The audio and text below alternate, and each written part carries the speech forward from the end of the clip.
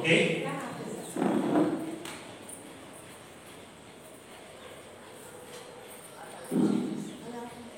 ప్రగతి పత్రిక వారికి అనంతకోటి ప్రణామాలతో ఆదివారం ఆనంద సాయంత్రాన్ని ప్రారంభించాం.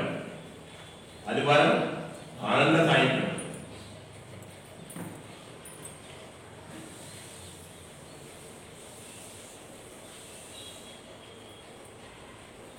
జ్ఞానం అనేది ఎప్పుడూ కూడా ఎవరి తొత్తు కాదు.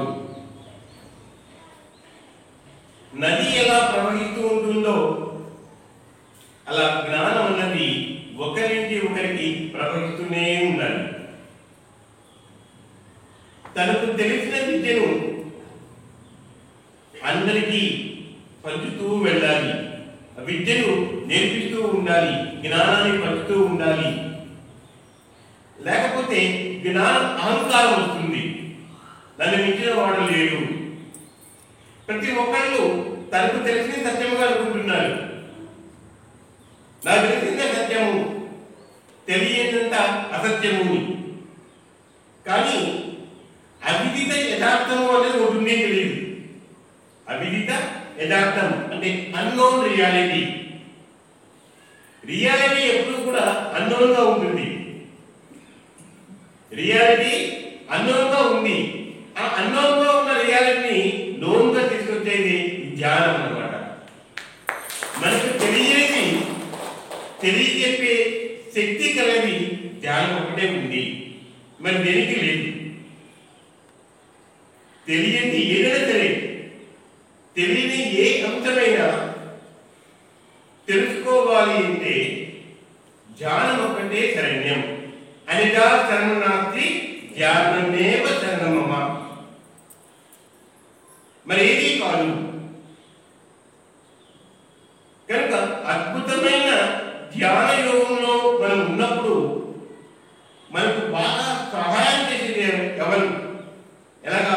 పాండవులకు కృష్ణ పరమాత్మ అనుక్షణము నీడలా ఉండి వారికి సహాయం చేస్తూనే ఉన్నారు. సహాయం చేయని సందర్భంలో ఏది లేదు. ఆయన ఆపద్బాంధవుడు. ఎప్పుడు అనుకుంటే అప్పుడు వారి దగ్గరికి వెళ్ళారు. ఒకటి కాదు, రెండు కాదు, ఎన్నో సందర్భంలో ద్రౌపది సమస్య మొదలుకొని దూర్వాసుడు అరణ్యవాసంలో ఉన్నప్పుడు దూర్వాసుడు పరీక్షించేకి వచ్చాడు.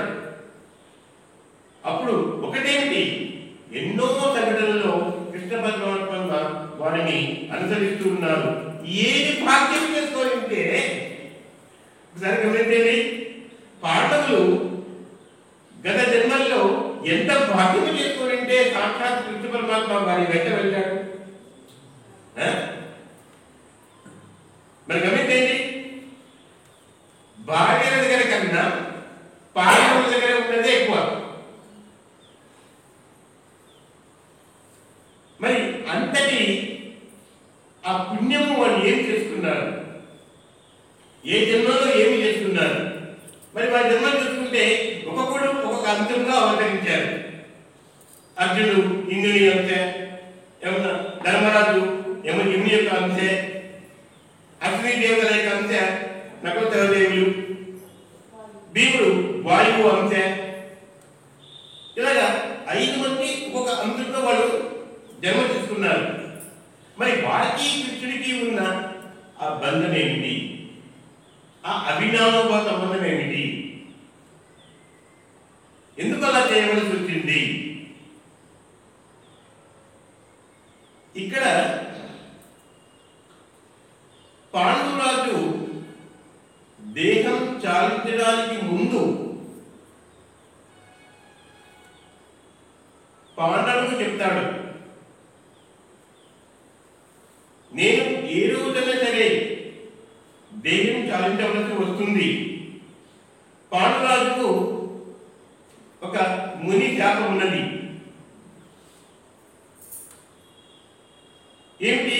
ఏ రోజైతే నీ భార్యలతో నువ్వు కూడుతావో, సంగం చేయాలనుకుంటున్నావో, ఆ రోజు నీకు మృత్యు వస్తుంది.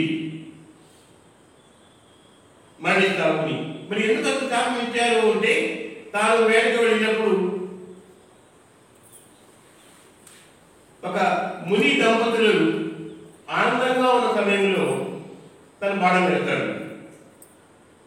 అది ఆ ముని దంపతులు తగలడం, వాళ్ళ ప్రాణం పోవడము జరుగుతుంది. సో నీకు కూడా అలాగే జరుగుతుంది అని శాపం ఇస్తారు. కనుక అప్పటి నుంచి కుంతి మాద్రీలకు దూరంగా ఉంటాడు. అంతవరకు హస్తినాపురానికి రాజుగా, యావత్ భారతదేశానికి చక్రవర్తిగా ఉన్నటువంటి పాండురాజు ఎప్పుడు ముని యొక్క ఆ శాపము తెలుసుకుంటానే నాకు ఇంకా ఈ సంసారం వద్దు, ఈ రాజభోగాలు నాకు వద్దు, రాజకీయమే వద్దు అని చెప్పేసి వనవాసానికి వెళ్తాడు. తను ఇద్దరు భార్యతో వనవాసంలో ఎంతో మంది వద్దంటారు. ఆ చేసుకునే తప్పేదో, ఆ ధ్యానం ఏదో ఇక్కడేమో చేసుకో. తను అన్న చూస్తే గుడ్డివాడు, అతనికి చర్మచక్షులు లేవు. ధృతరాష్ట్రుడు ఎలాంటి వాడు అంటే అతనికి కనబడవలసిందే కనబడదు, చూడవలసిందే చూడలేదు. ఇంకా చూడలేని వాడు చూడగలరా? చూడలేని ధృతరాష్ట్రుడు చూడలేదు అంటే అతనికి ఆ శక్తి లేదు, ఏ విధంగానూ ఉపయోగపడడు. కనుక మీరు వనవాసానికి వెళ్ళవద్దు అని అందరూ వేడుకుంటారు. కానీ పాండురాజు ఏం చేస్తాడు? లేదు, ఇక్కడ ఉంటే ఈ భోగాల మీద నాకు మనసు పడుతుంది, ఏదో ఒక రోజు నేను స్త్రీ యొక్క సంపర్కం కోరుకోవాల్సి వస్తుంది, ఈ భోగాల వల్ల త్వరగా నాకు మృత్యు అనేది సంభవించే అవకాశం ఉంది. ఆ ముని శాపము ఫలించే లోపల నేను జ్ఞానము పొందాలి. కనుక ముని ఆశ్రమాలే నాకు దిక్కు, ఋష్యాశ్రమాలే నాకు శరణ్యం. అందువల్ల నన్ను ఇబ్బంది పెట్టకండి అని చెప్పేసి కుంతి మాద్రీలతో ఇద్దరు బాధతో కనుక్కొని తాను వెళ్తాడు. చాలా నిష్ఠగా ఉంటాడు. తన యొక్క అర్హతని శమింప చేసుకోవడానికి ఎంతటి కఠోరమైన సాధన చేశాడన్నా వేరే వేసల వారు మనకు మహాభారతం దాన్ని రాశారు. చలికాలంలో అతి చల్లని నీటిలో తను అలగుండేవాడు. గంటల కొద్ది నీళ్ళలో కూర్చొని ధ్యానం చేసేవాడు. నీటిలో కూర్చొని ఏకభుక్తంగా ఉండేవాడు. ఫలములు కూడా 3 పాటు తినవచ్చు, కానీ అక్కడ దొరికే పండ్లు కానీ లేదా కందమూలాలు కానీ ఒక పూట మాత్రమే తినేవాడు. ఉప్పు కారం జోలికి వెళ్ళేవాడు కాదు. పాలు పెరుగు అనేది అసలు తీసుకునేవాడు కాదు. ఇదే విషయం స్పష్టంగా ఇదే రాశారు. ఎందుకంటే జంతు సంబంధమైనవి ఏవి తీసుకున్నా కూడా ఆ వ్యక్తిలో కామ ప్రకోపం పెరుగుతుంది, క్రోధ మోహ లోపాలన్నీ కూడా వస్తాయి.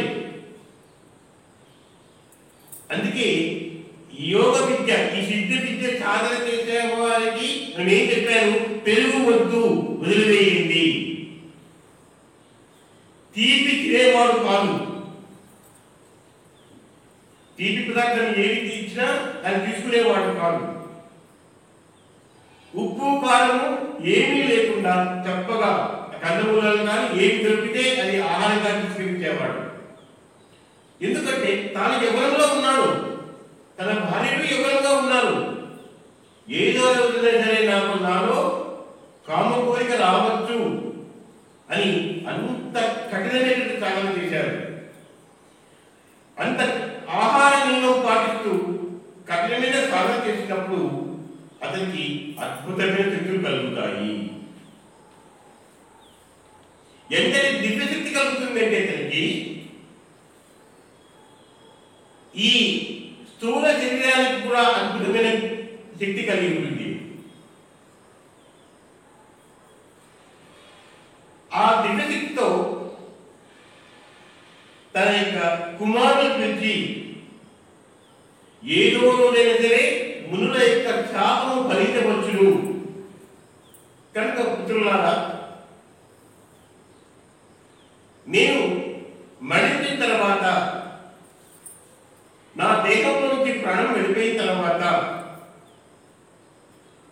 మీరు నా దేహముని భస్మం చేయకండి, భూస్థాపితం చేయకండి, మీరు తినదే చెప్పారు. మీరు దాన్ని భక్షించండి అని చెప్పారు. వీళ్ళు విస్తుపోతారు. అదేమిటి తండ్రి, మానవ కళేబరమును తినడం ఎక్కడైనా ఆచారం ఉన్నదా? మనము నాగరికము కదా, నరమాంస భక్షణం కాదు. అది ఎలా సంభవం అవుతుంది అని వీళ్ళు మీమాంసలో పడతారు, సందిగ్ధంలో ఉంటారు. ఆ సమయంలో పాండురాజు తన యొక్క శక్తి రహస్యాన్ని బయటపెడతాడు. మీరు సంశయించకండి, ఎప్పుడైతే నా యొక్క ఈ మృత కళేవరం మీరు ముక్కలు చేస్తారో మీ నోటిలోకి వెళ్ళినప్పుడు అది మానవ కళేవరం కాదు, మంచి ఫలముగా రూపాంతరం చెందుతుంది చెప్తారు. అంతేకాదు మీకు అనేక అద్భుతమైన దివ్య శక్తులు సంక్రమిస్తాయి. నా యొక్క తపశక్తి, నా యొక్క ధ్యాన శక్తి అంతా ఉంది, మీరు భక్షించండి మీరు అని చెప్పినా కూడా వాళ్ళు విస్మరిస్తారు. సరే, పాండురాజు ఒకానొక సమయంలో ఆ మాద్రి తలస్థానము నదిలో స్థానం ఆచరించి ఒడ్డుకు వచ్చినప్పుడు ఆవిడ యొక్క సౌందర్యం చూసి మోహపరవశుడైతాడు. అంటే ముని యొక్క శాపము ఫలించడానికి సమయం ఆసన్నమైంది కనుకనే పాండురాజుకు అటువంటి కోరిక కలిగింది.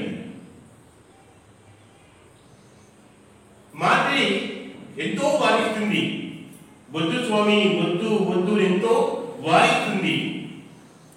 కానీ పాండురాజు అవేమీ పట్టించుకోడు. ప్రాణం పోయినా పర్వాలేదు, నేను చనిపోయినా పర్వాలేదు, ఈ రోజు నేను ఆగలేను, నీతో నేను సంపర్కం చేయవలసిందే అని తన ఆమెను దగ్గర తీసుకుంటాడు. దగ్గరికి తీసుకున్న మరుక్షణమే అతని తల పేలిపోయి శరీరం వదిలేస్తాడు, ప్రాణం పోతుంది. తన వల్ల కదా తన భర్త మరణించినాడని చెప్పేసి మాద్రి ఏం చేస్తుంది, ప్రాయోపవేశం చేయాలనుకుంటుంది భర్తతో పాటు. అప్పుడు వీళ్ళ గుర్తుకొస్తుంది ఏంటి, తమ తండ్రి తమకేం చెప్పాడు, మృత కళేబరమును తినమని చెప్పి గుర్తుకొస్తుంది. కానీ ఎలా? తన తండ్రి చెప్పాడు. మొదటి ముగ్గురు సంశయిస్తూనే ఉంటారు. ఎవరు? ధర్మరాజు, భీముడు, అర్జునుడు. వీరి ముగ్గురు కుంతి కుమారుడు. వీళ్ళు కౌంటేయులు ఉంటారు, ముగ్గురే కౌంటేయులే. కానీ అర్జునుని మాత్రమే కృష్ణ పరమాత్మ కౌంటేయాన్ని సంబోధించాడు అన్ని సందర్భాల్లో. కేవలం అర్జునుడు మాత్రమే కౌంటేయ కాదు, ద్రౌపది, భీముడు, ధర్మరాజు, అర్జునుడు ఈ ముగ్గురు కౌంటేయులే. మాత్రేయుడు ఎవరు? నకుల సహదేవుడు. వాళ్ళు భక్షించాలనుకున్నప్పుడు కృష్ణుడు వస్తాడు.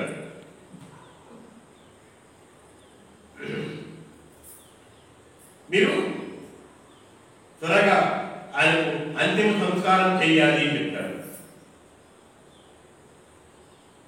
అందరూ నదీ స్థానానికి వెళ్తారు. అక్కడ నకుల సహదేవుడు మాత్రం ఉంటారు. వారేం చేస్తారు, ఒక్కొక్కరు ఒక వేలు తీసుకొని తినేస్తారు.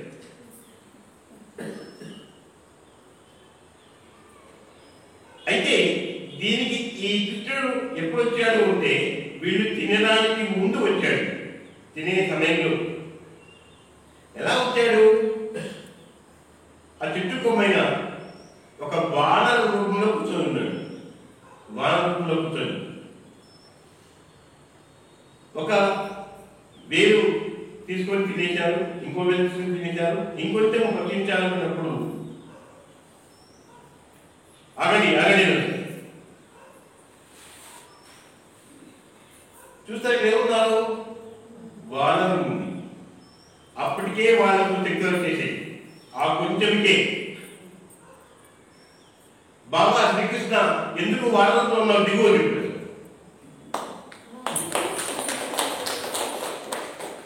ఆశ్చర్యపోతాడు శ్రీకృష్ణ పరమాత్మ.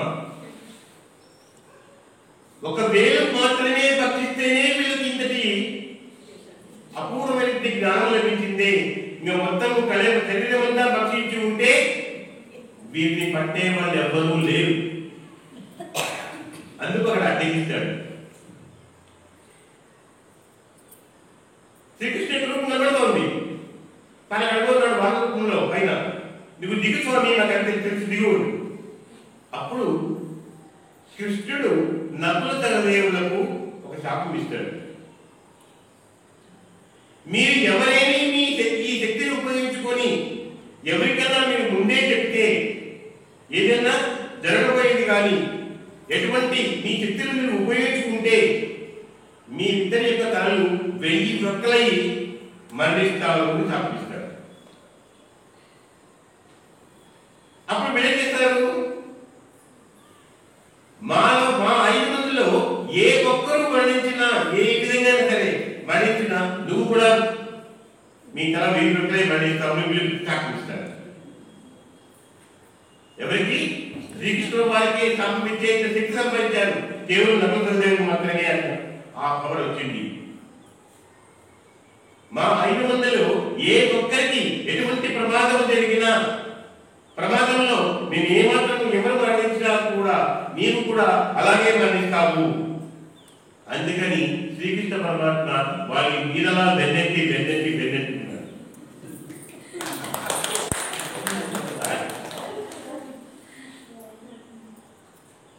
అంటే తలపోతున్నాడా? అది జరగాలింది. అరే వారికి ఏమైనా నాకేమైనా అయిపోతుంది. వాళ్ళ యొక్క శాపము ఫలించకుండా ఉండదు. వాళ్ళకి అవకాశం అంతే కావచ్చు. కానీ అక్కడ పాండురాజు చేసినటువంటి దివ్యమైన ఆ ధ్యానము లేదా తపస్సు కఠోరంగా చేశాడు. అద్భుతమైన జ్ఞానము సంపాదించాడు.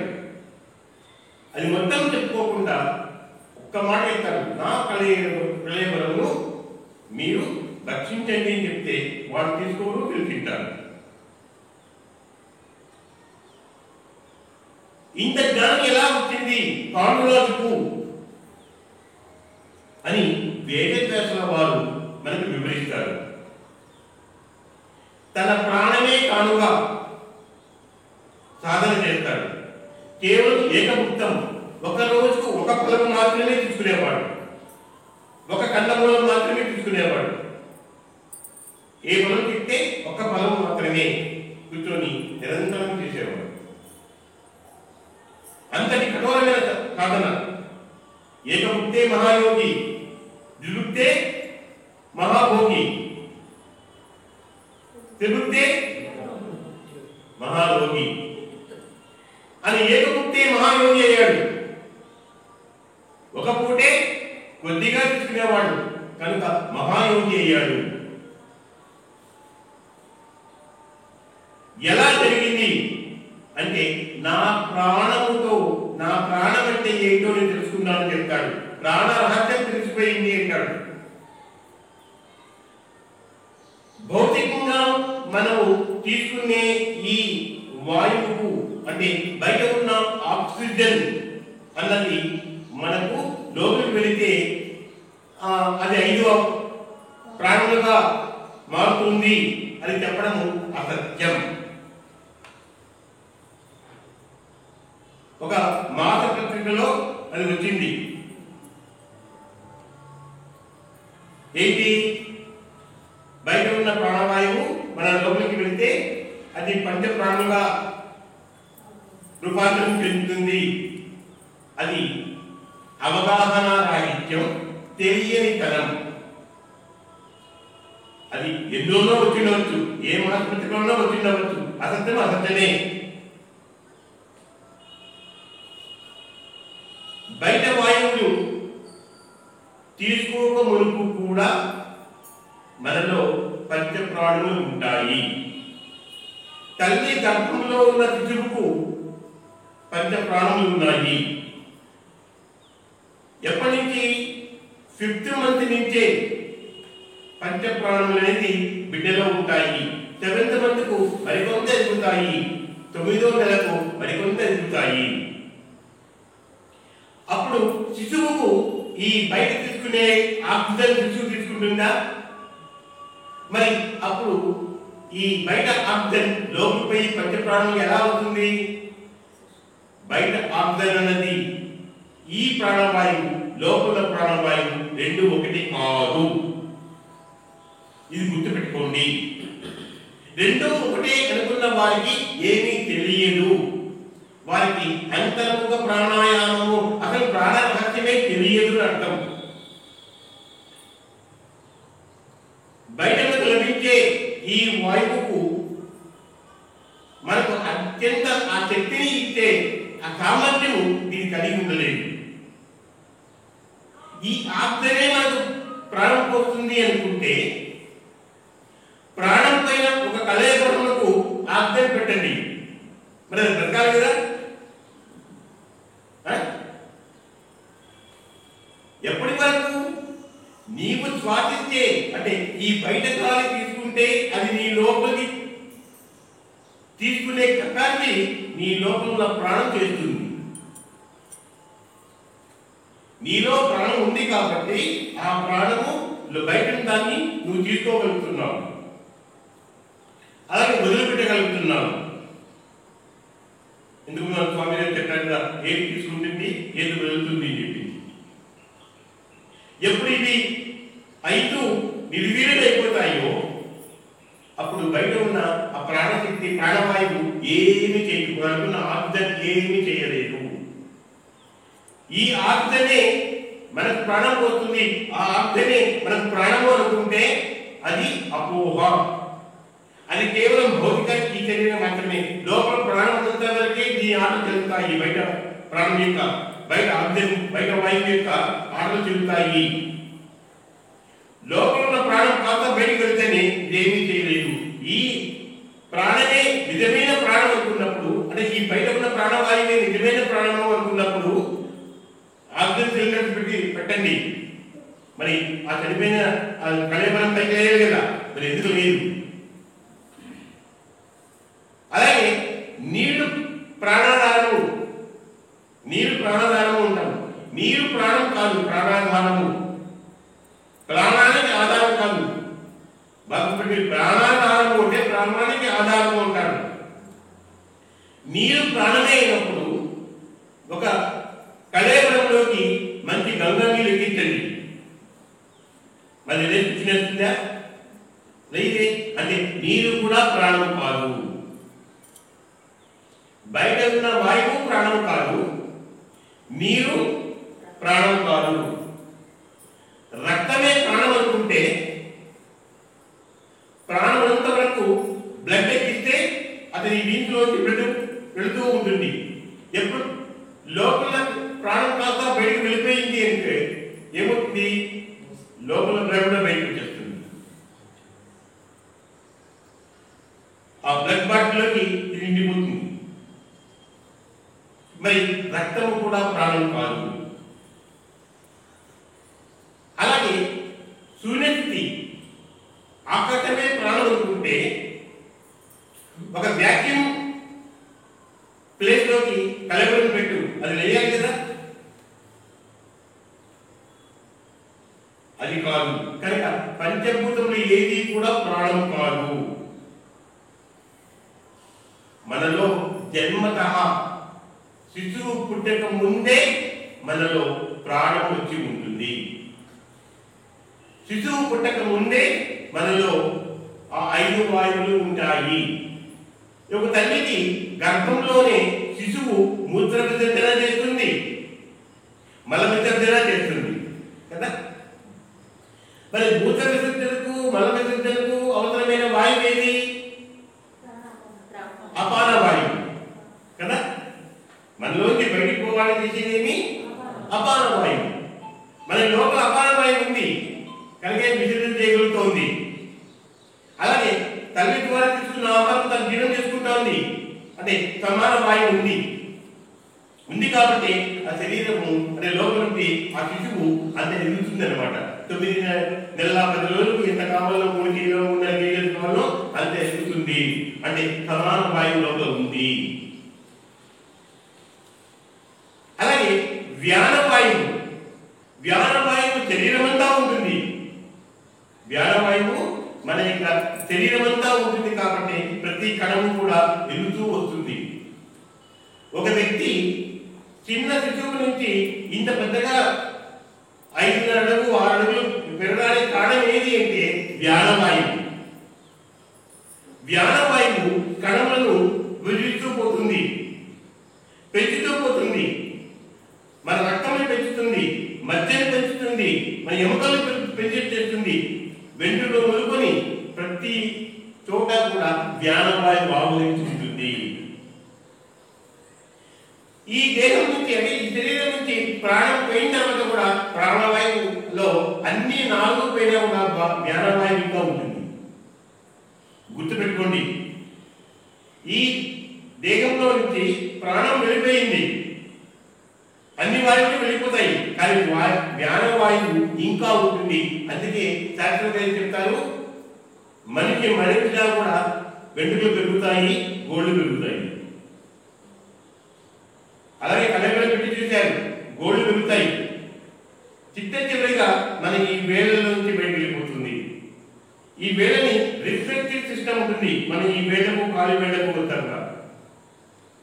ఈ మన మొత్తం ప్రాణంతా కూడా చివరి వరకు వచ్చే వరకు వెళ్ళిపోతుంది. కనుక వ్యానవాయువు బాగా ఉన్నప్పుడు ఏమవుతుంది? ఆ వ్యక్తి బాగా ఉంటాడు. మరుగుజ్జుగా ఉన్నాడు అంటే అతనికి వ్యానవాయువు సరిగా లేదు అనే. ఈ వ్యానవాయువు పిట్యూటరీ గ్లాండ్ మీద పనిచేస్తుంది. పిట్యూటరీ గ్లాండ్ పీయూష గ్రంథి అంటారు. ఆ పిట్యూటరీ గ్లాండ్ యొక్క పని ఏంటంటే మన యొక్క దేహాన్ని వృద్ధి చేయడం అన్నమాట. ఈ దేహములకు ఎన్ని లక్షణాలు ఉన్నాయి? జాయతే, మ్రియతే, వర్ధతే, విపరిణతే, వినశ్యతే.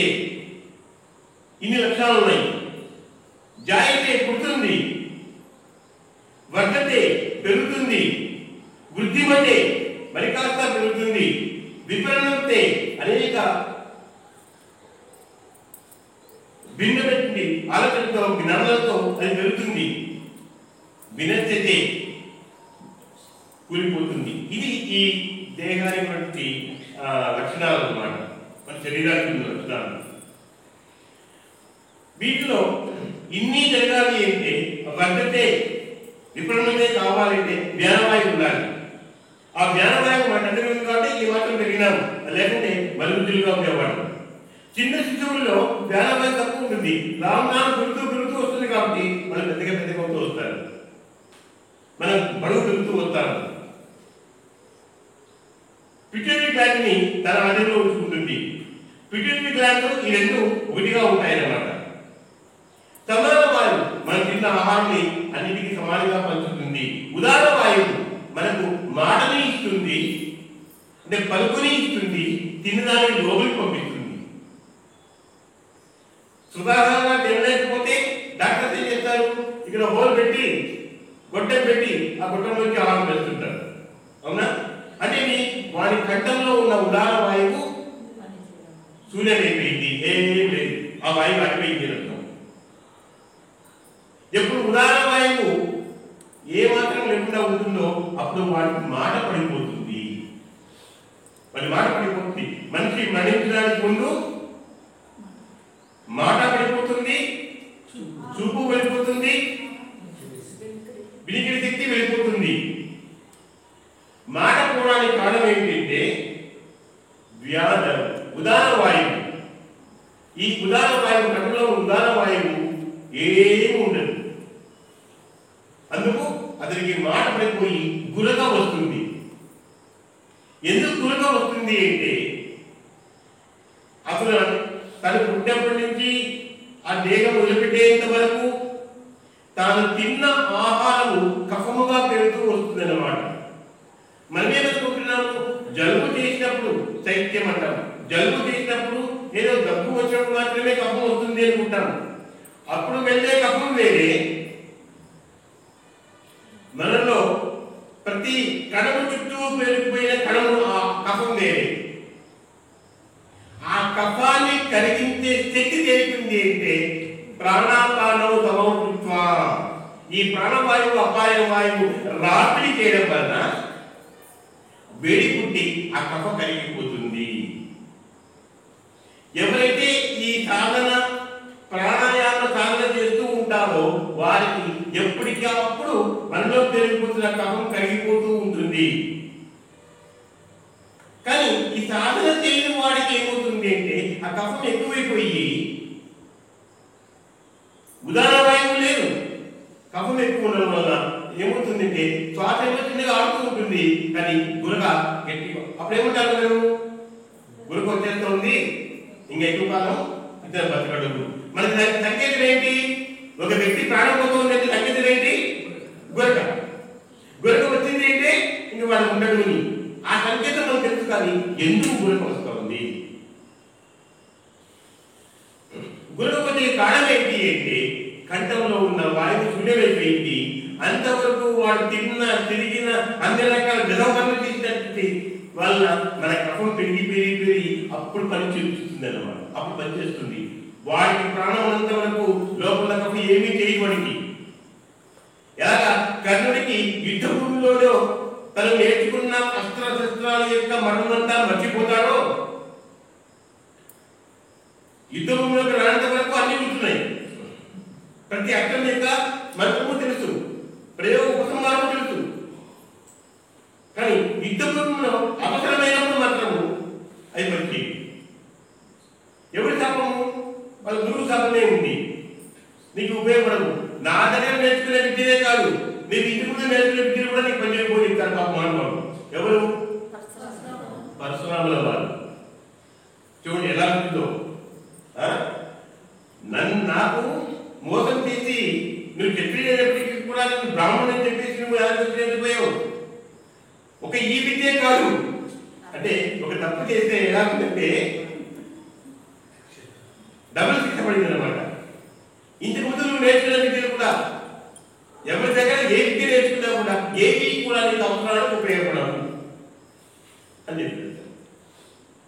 అలాగా కర్ణుడికి యుద్ధ సమయంలో అత్యంత సమయంలో ఏది గుర్తురాదు. అతని జీవితం అంతా అర్జునుడి మీద విజయం సాధించాలనే. అర్జునుడు ఎదురుపడినంత వరకు కూడా అన్ని గుర్తుకున్నాయి. గమనించండి, అర్జునుడు తాను యుద్ధం చేసిన మాత్రమే గుర్తులేదు, కానీ అందుకు ధర్మాలతోనూ వేదవాళ్ళతోనూ ఇతర సైన్యంతోనూ యుద్ధం చేసినప్పుడు గుర్తుకున్నాయి. అర్జునుడు వచ్చే సమయానికి మాత్రమే గుర్తుకున్నాడు. అలాగా ప్రాణం పోయే సమయానికి ఈ వ్యానవాయువు అనేది ఏం చేస్తుంది అంటే తను పనిచేయడం మానేస్తుంది, ఉదాహరణ వాయువు పనిచేయడం మానేస్తుంది. అప్పుడు కఫం పైకి ఇప్పుడు కదా సమయం నాకు చిక్కింది. ఇంతకాలం వాడు నదికి చిక్కలేదు, ఇప్పుడు చిక్కాడు.